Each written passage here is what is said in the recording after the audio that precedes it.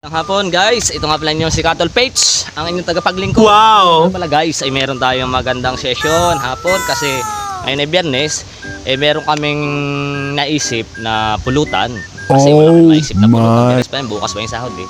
Meron kami nakita guys, ewan ko lang kung alam niyo yung tawag sa ganito, ewan ko lang kung sa prutas o sa gulay to. Ito nga pala guys, yung tinatawag nila na malagasaha, titingnan natin, maraming bunga kasi. Doon sa mga batang 90s, alam na alam yung mga tawag dito kaya batang 90s itong mga tawag. Mane, hello! Kaya guys, makuha tayo ng malagasaha. Kaya tara!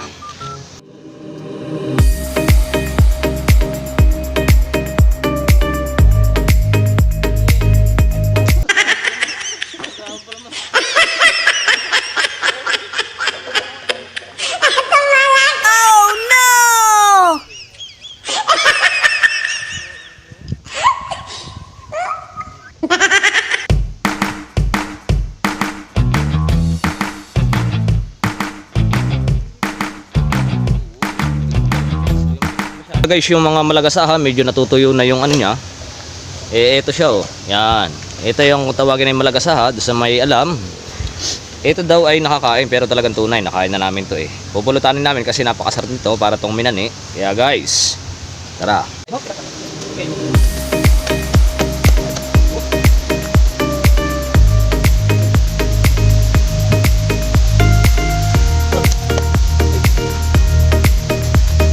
Guys, makikita natin guys na bukan na yan niya kasi masyadong natutuyo na.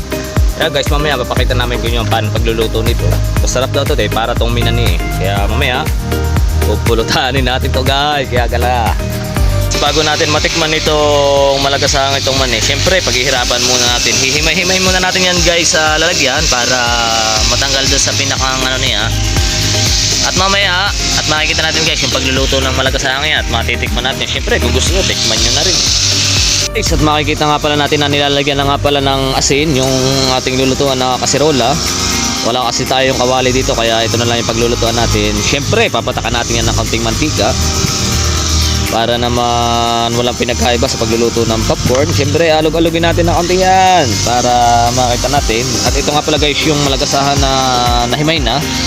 Yan. At syempre lalapitan natin yan para ito guys yung itsura ng malagasahan niya pag siya pag hindi pa siya luto. Yan. Makikita natin guys na parang pangkaraniwang buto lang siya pero pag natikman ng mga mag-iinom to sigurado matutuwa sila. Yan, syempre. Yan. At nilagyan nga yung ating kasirola ng yan. Iba talaga mga gawang Pinoy guys. Kaya makikita nyo mga Cattle Page syempre yan. Nanggawa ng alugan yan ng Matatakpan. Oo, nasa rin pa na. Yun lang, maiipitan lang yan. Ay dapat pala man maiipitan yung Oh yan. Sige nga, sample nga. Yan. Yan. At makikita natin guys na utay-utay na ilalagay din sa kasirola yung malagasaha. Yun, nadali. Ayan. At kaya guys, mamaya matidinig natin yung utay-utay na nagpipitikan yung mga malagasaha sa loob.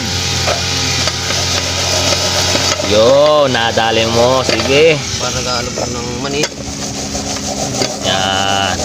Marami nga pala. Kala nyo kakaunti yung nakuha natin pero napakadami na pala niyan. Yun, hindi pa naman Mamaya pa yung pipitikan pag talaga may mainit. At pa yung nasi galbo. At yan naman na rin nasa katabi ninyo at nakadungop pa. Biro ay. Nakatangad. Kala ko Parang galit. Kala ko kung sino yung kala ko kung sino mga ngagat. Na. Oh yan guys. Nag-umpisa na nga pala magputo siyempre. Ganyan talaga yung mga mag-iinom kahit anong paraan makakagawa basta makagawa na pulutan. Ito nga pala guys, makikita natin parang popcorn yung niya, nagpuputo ka na sa loob siya ng kaserola. Yan.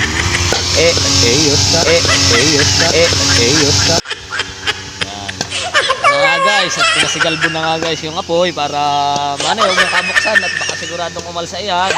Yan. May halak ang guys, yung mga sa luto ng mga popcorn talagang kuhang-kuha.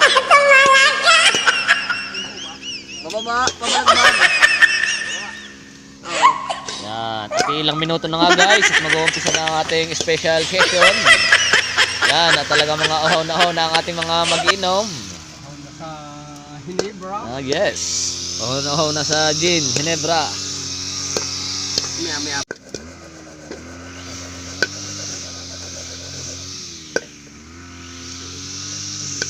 Dami pang naputok.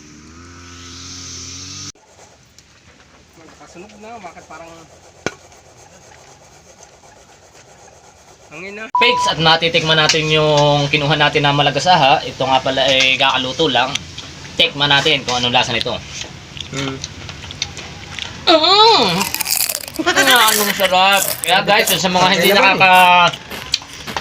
hindi pa nakakakilala sa pagkain na to, kayo na lang bahala mag-comment. Siyempre, bago lahat, follow na rin guys. Kaya salamat, thank you. Okay na.